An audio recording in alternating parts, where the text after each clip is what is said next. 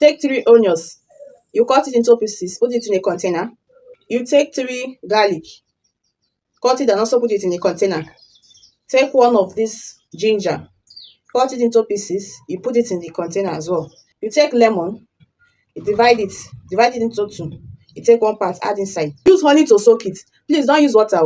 This is for serious cough. If you're having serious cough, add honey. Use honey to soak it overnight. After soaking it overnight, the next day, if you're an adult, you take 1 shot in the morning. But if it's a child, you give the child 1 spoon in the morning. At night, do the same thing.